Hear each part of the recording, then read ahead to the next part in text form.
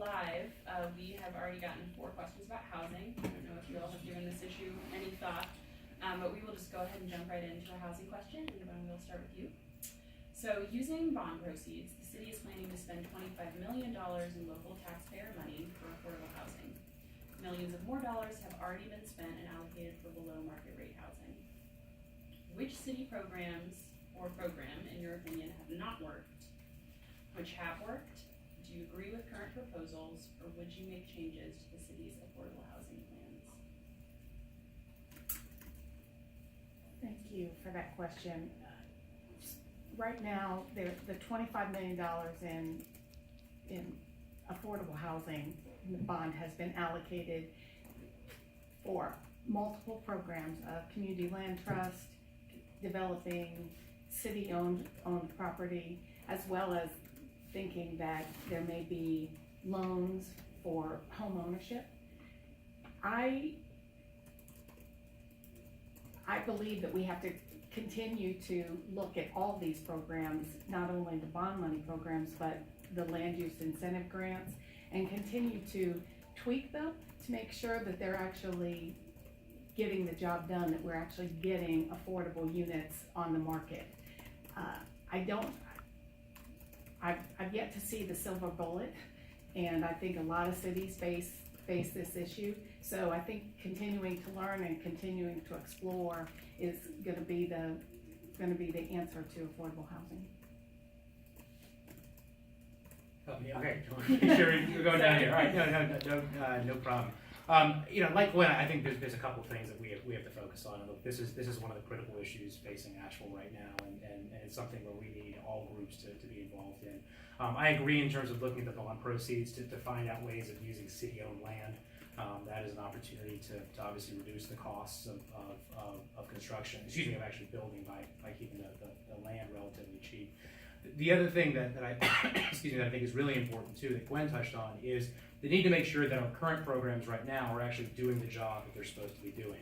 So for the land use incentive grant, one of the things that prompted me to run was I was working with a community a mobile home community in South Asheville, around Miami Circle, who one day woke up to find notices pasted to their door that the developer had bought their property, and that was requiring them to leave. What we ended up learning through that process was the construction of those properties, of mobile home folks, community where folks were paying maybe $200 a month for rent. We actually found out that was helped incentivized by the city's grant program. And no one intended for that to have happened. We realized that, but I think it was a great indication to me that we really need to be looking at these programs themselves to ensure, are they doing what they say they're supposed to be doing? And if they're not, we should really think about reallocating those resources to some that are. Okay, so it's easy to identify which city housing programs aren't working.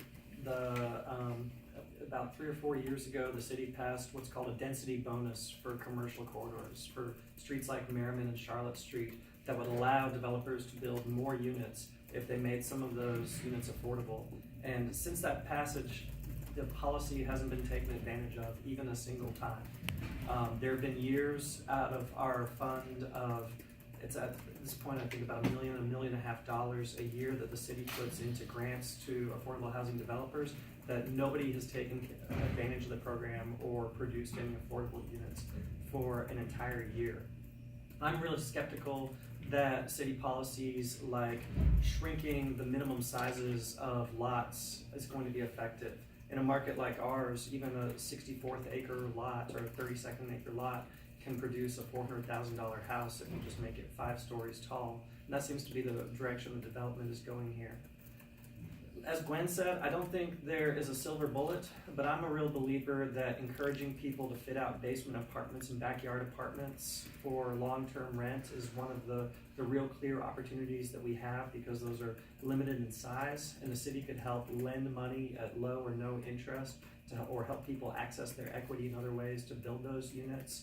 And I also think that using city-owned land for projects that the city keeps control of, like the bond project, is one of the ways we're going to get there, rather than trying to encourage private developers to do it. I think we're definitely in a housing crisis, as everyone knows. I think to continue to grow our affordable housing trust would be best at this point. I think a lot of strategies on the table haven't been sufficient, and a lot of communities continue to suffer. Primarily, there is a program from our housing development renters. They have been able to take advantage of Section 8 vouchers.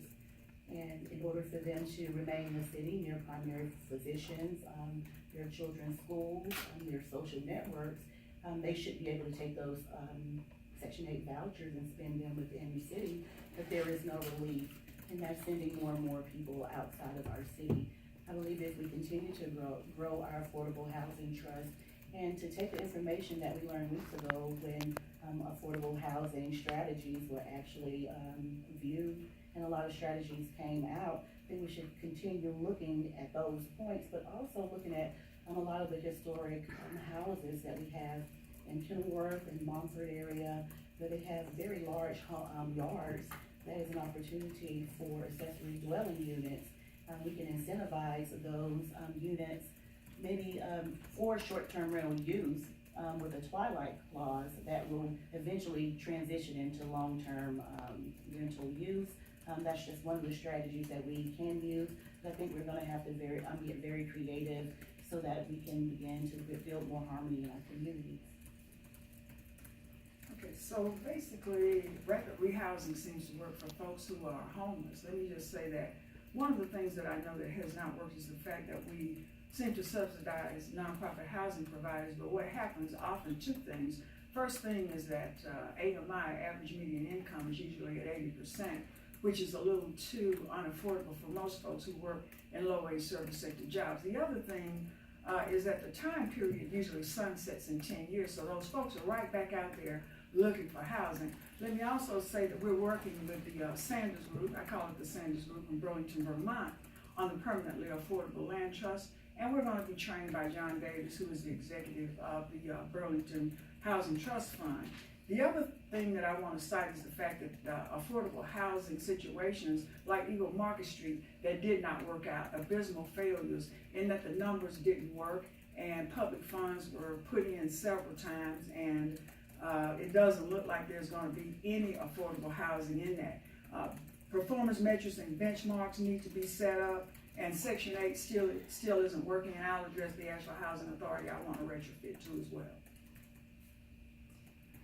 All right, well, having been to the Regional Housing Consortium meetings and the Housing and Community and Economic Development meetings, I've been watching this process over the past few years. One of the things I'm really concerned about is, as a homeowner of a 720 square foot house, to support the bonds, part of that was a property tax increase, and our property tax went up $900. So now our home is less affordable.